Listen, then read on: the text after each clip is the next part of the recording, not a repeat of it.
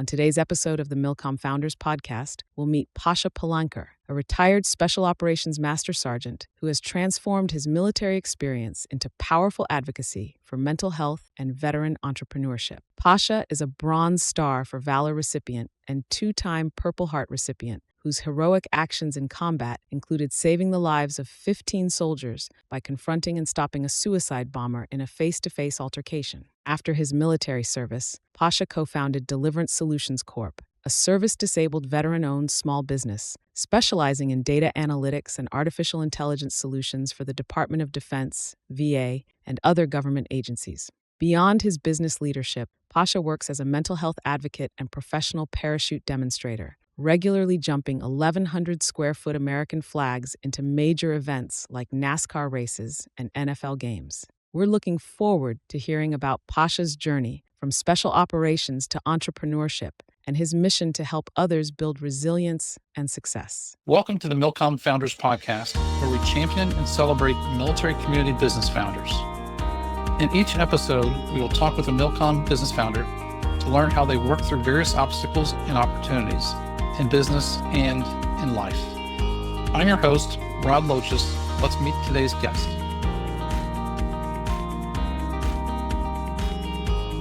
Hey, welcome to the MilCom Founders Forum Podcast. I'm your host, Rod Loches. Today, we have the opportunity to champion and celebrate Pasha Palanker, the founder and CEO of Deliverance Solutions Group, a corporation, and an Army Special Operations veteran, or as I might call him, the All-American guy. Pasha, thanks for being here today. Welcome. Oh, it's a pleasure to be here, Rod. Thanks for having me. Absolutely. Well, Pasha, who is Pasha? What's the personal story of Pasha? All right. So just the wave tops. I'm an immigrant. I was born in Soviet Union, Republic of Moldova. My family came to America when we were as refugees. When I was 15 years old, we immigrated to Los Angeles. And I remember the first probably 6 months of my life in America, I would wake up and pinch myself just to make sure that I wasn't dreaming. I was so grateful to be in America. And our life, we lived in a rough neighborhood. We're on food stamps. All my clothing was donated, and I felt like I won the biggest lottery in the world. So by the time I graduated high school, I just felt so much love for the country. I wanted to give something back, and that's why I enlisted in the Army in 2003, and I served until 2020 when I was medically retired. While in the Army, Wow. I've done multiple deployments between Iraq and Africa. Or let me just ask Yeah, you. yeah. So, but Pasha, outside your military experience, what are you passionate about doing? What do you like to do when you're not working and serving and volunteering? What do you like to do? Well, number one is my kids, my four boys. Because of them, as I'm raising them, since retiring at 41 years old, I started training jujitsu, which I absolutely love now, and I do Wow. it with them. I learned how to ski around the same time as they showed interest in skiing. And skiing, and both skiing and jiu-jitsu are fairly painful sports to learn after you cross that 40-year-old age. Uh, But I stuck with it, and now it's a fun activity for me and the boys to make memories with. And then I was a free fall instructor in the Army before I retired. And after I retired, I found this parachute team where I get to fly our Star Spangled Banner into some high profile events, football games. I've jumped into Independence Hall 3 times for Flag Day or to kick off the Veterans wow. Day parade, and uh, and um, and then I love being around other veterans and attending events, uh, finding ways to where I can add value and share some of the lessons that I learned the hard way after I transitioned out of service. Yeah, absolutely. I just saw a post where you actually um, skydived into a farmer's backyard or something Yeah, back in my great state of yeah. Ohio. How did that one come So about? that's the 4th of July, and Fourth of July that Uh-huh. was on 4th of July on Friday, and these Yeah. poor families just hired our team. They had a huge firework display set up, and before they went off, they hired us to jump in. And that was one of my, Wow. I've jumped into a stadium with 40, 50,000 people there, but this one was different. Uh-huh. It's few families, their friends and family, but it's just the heartland of America. And got to spend some time and get to know the people and honor a police officer who was killed in the line of duty. That's who that jump was dedicated to, Mm. and met his wife. God bless you. That's quite a gift that you were able to share with those families. And thank you for doing that. It's an honor. I remember years ago, I went to Miami, Ohio, sitting like one of the front rows of the football game, Miami versus West Point.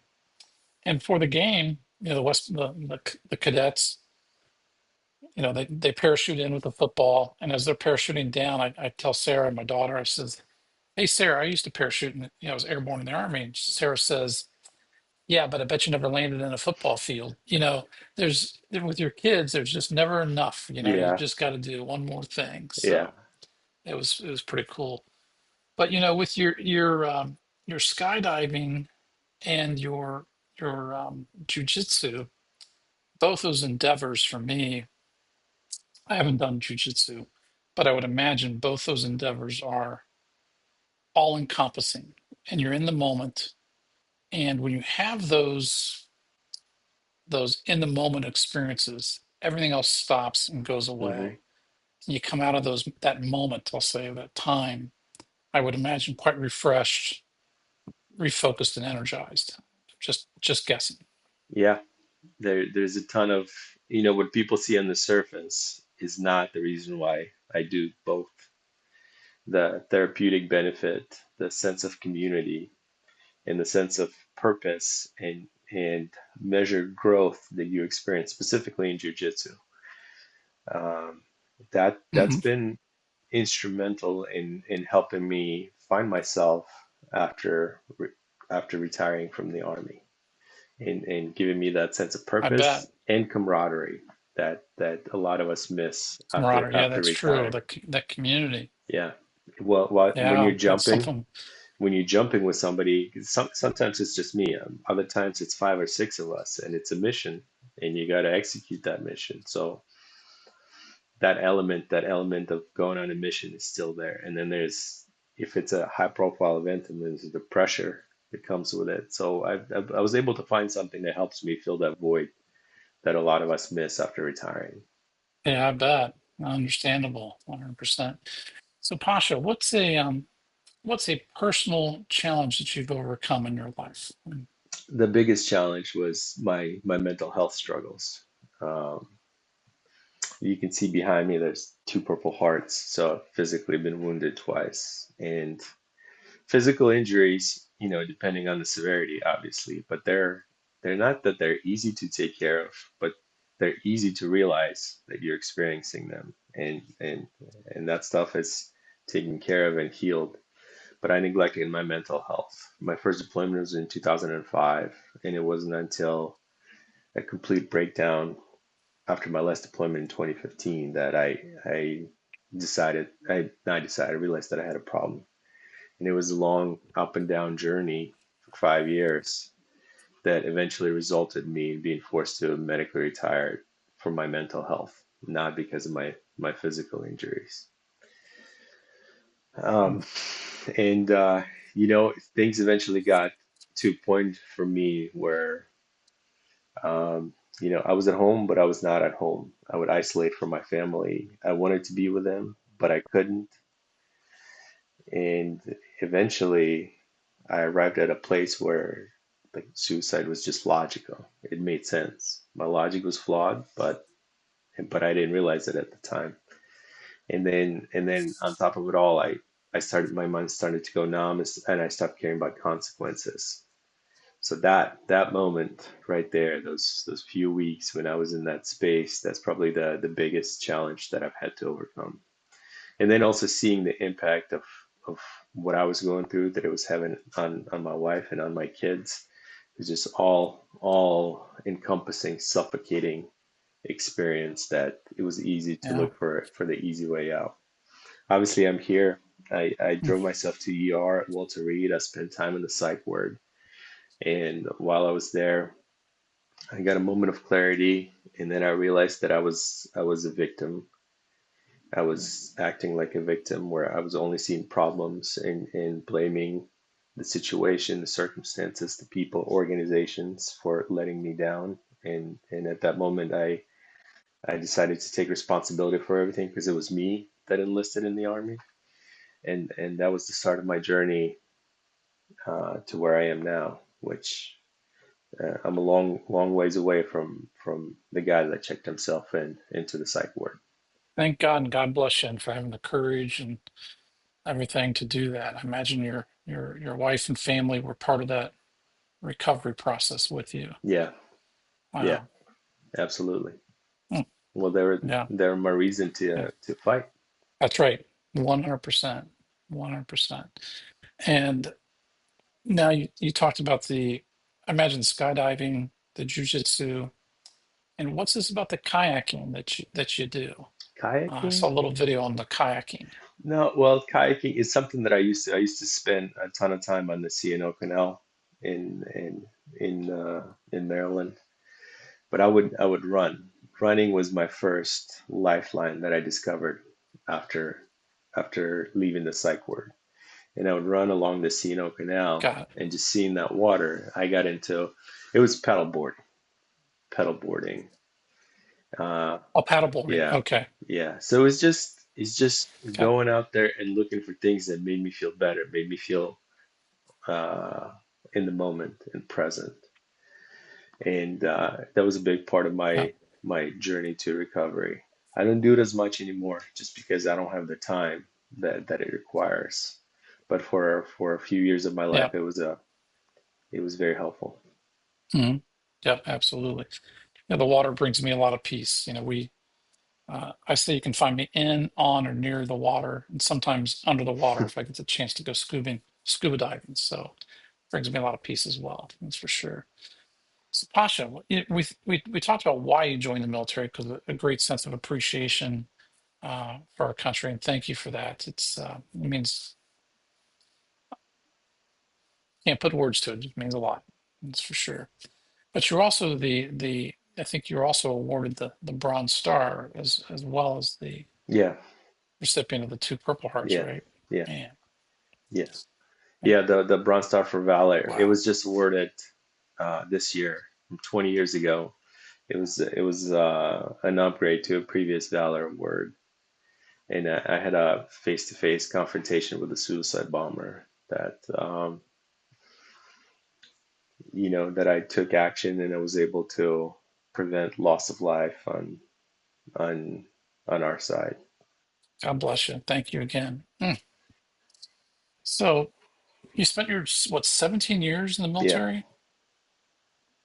And then what are some of the things you learned in the military that have converted to helping you succeed in business and beyond? What are some of those teaching moments that other veterans would say, heard this from Pasha, and I'm going to implement that in my life? What are some of those things? it's the most important thing that we have is us. It's our character, um, our identity, whether or not people can trust us to carry our weight. That was one of the most important things in special operations. And that's what I noticed after getting out. Like you mentioned earlier, it's people want to do business with those whom they trust. And I think, I mean, there's a lot of stuff that we can talk about as far as leadership from military to civilian side. But I think the most important thing is character. Character, your reputation, and whether or not people can trust that you're going to be there when you're going to be there and do what you said you're going to do and deliver. It's as simple as that. do what you said you're going to do, what you committed to Yeah, doing. It seems so easy, yeah, doesn't it? yeah. Yeah. Actually, I mean, I Wow. think it's that stuff why I started. I never thought I would own a business. I would start a company. But when as I was struggling to find myself and rebuild myself from my mental health struggles, I had this urge to share what I was going through, and some of my posts went viral on LinkedIn, which helped me create a ton of connections. But it also established uh, me as a voice in the mental health veteran space, and and that led to a ton of relationships where people knew me and they trusted me, and that's what led me to starting a company. It wasn't that I had a clear-cut vision that I'm going to start a business when I retire. That was not the case. When I retired, I could barely take care of myself, make it through the day. There Hmm. was no capacity. I couldn't even hold on to a normal 9 to 5 job. But Hmm. it's the process of rebuilding myself and uh, building my character is what led to me starting a company. That's how important it is. Wow. Investing in your character is that's an interesting way of putting it is, how do you continue to build your character and invest in it? And it's not by eating bonbons and Yeah, whatever the case is. yeah. It's It's it's not the doing the easy hard road. work, I would imagine. It's not the easy road, that's for It's not sure. the easy road. Yeah, Yeah. absolutely.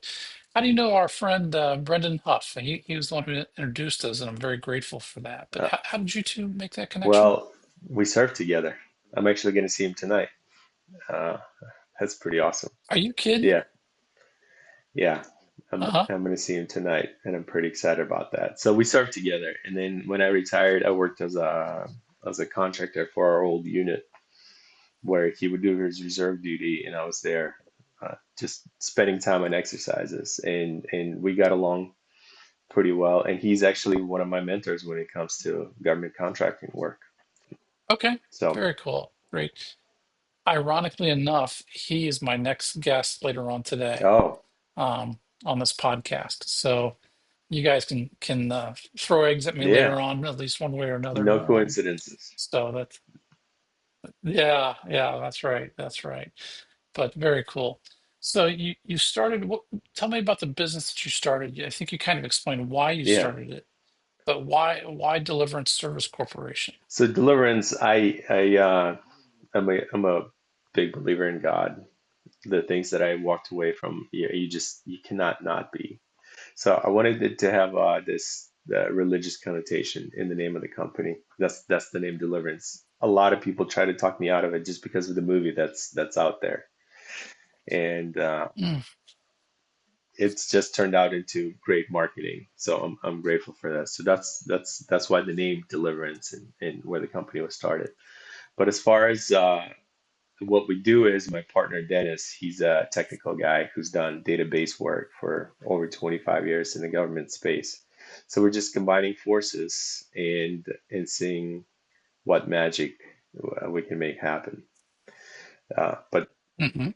uh, yeah, Got it. Okay. And did you say Dennis was also in the no, he military? was not. He was not. He was not. Okay. Got it. And so somebody wanted me to describe Deliverance and how you help your clients. What do I tell them? How do I share that with them? Well, it's the basic tenets of special operations where we're competent. We're going to get the job done when we say we're going to get it done. You can trust in us,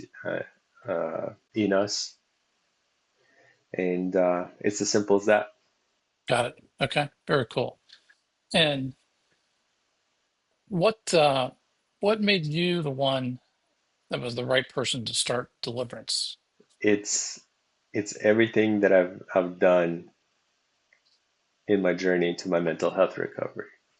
That's it. Like I said Hmm. earlier, I did not think that I would be starting a company, but because of how I went about the journey and the people I met along the way, I was basically pushed by close friends of mine who are in this business telling me that I need to start a company because of people work with other people that they trust. Hey, we talked about it again, right? Right. That's Yeah. who you are is much more important than what you know. All the other stuff, it's out there, but it's you, whatever your unique skill set, your unique character attributes is that's one in a million, and that's why I was pushed to start this company. Yeah, that's interesting, Pasha. Recently, we hired a young man, and a lot of the team was like, "Well, why are you hiring that guy?" I says, "I think I trust him. I think he's been transparent. He's been full of grit. He's actually an Army reservist, and he actually um, started to go through special ops selection school, and he didn't make it, but he got injured. But it was I trust that guy. I feel comfortable with him. I think if we give him the chance, he can learn the skills and the activities and all those things. But what I can never teach anybody is that trust. Is that will he look me in the eye and say, "Hey, I goofed up. I can do a better job next time."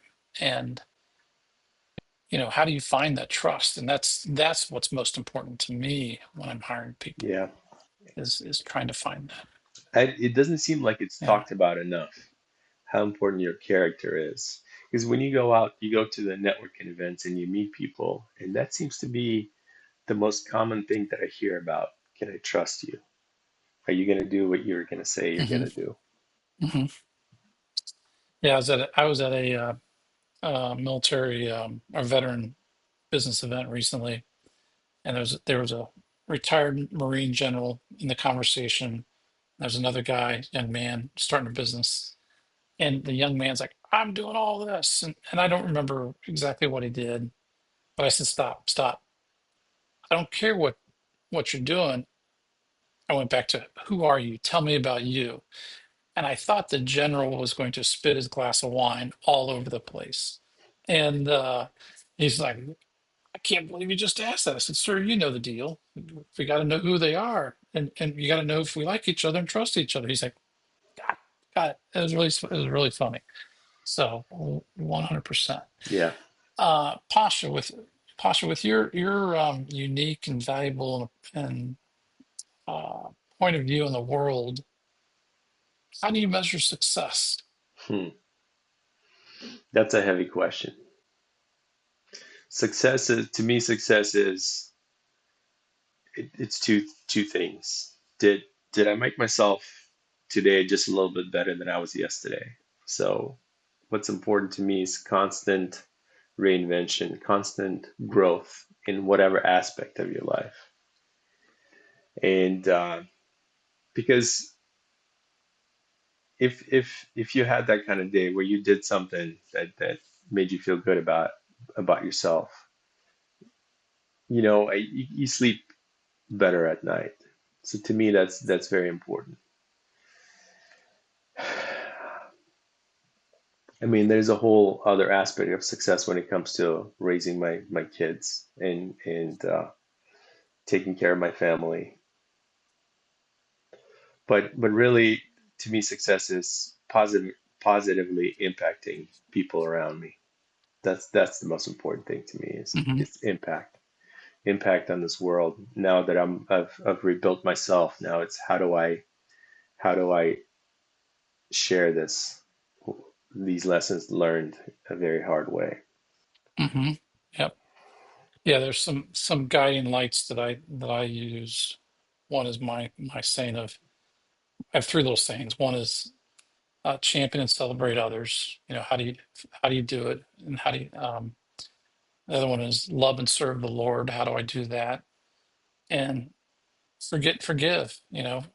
Um, hopefully forget other people's transgressions and forgive myself for my own, and forgive the others for that too. And if I can do those three little things, those are my little mantras. And the other one I would say is step by step, day by day, let the Lord light my way, because those little things anchor me throughout the day Hmm. as I'm going through different Hmm. things. When the guy cuts me off the road and I'm grouching, Jen will say, "Hey," I'll be like, "Guess I better let that one go." Simple as that is. So that's for sure. Um, what's an opportunity obstacle that you've navigated through in business that you think other military community founders would benefit from hearing and learning about?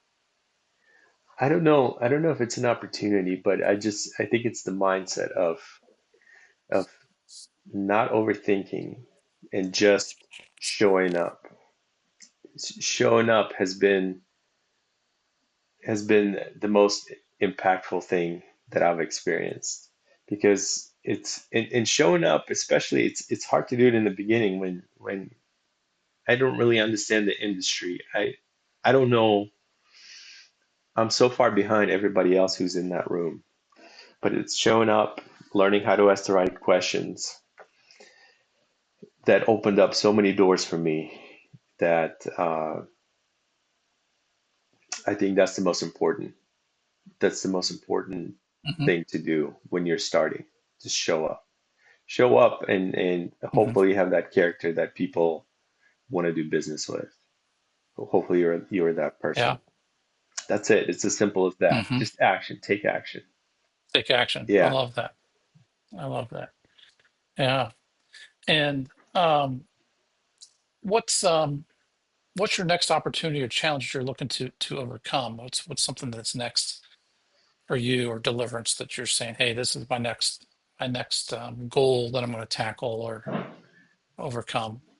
Well, it's building out the business. We just submitted a few proposals to be on contracts. That hopefully that comes through, and then we're going to go through the challenge of hiring people, and that's going to be it. That's going to be the next challenge: hiring people. How do you hire the right people, and how do you build that environment in the organization that people want to be there? Hmm. That's right. I'd love to have a conversation with you offline about that, because I am all about hiring the right people, find them, get them, and keep them. Hmm. And so if whenever you want to have that conversation, let me know. Absolutely. I think it's just so important.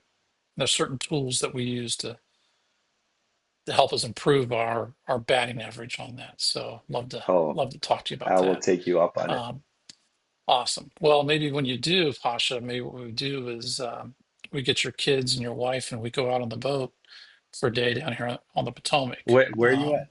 That is not a that we're down here on the Occoquan Okay. River.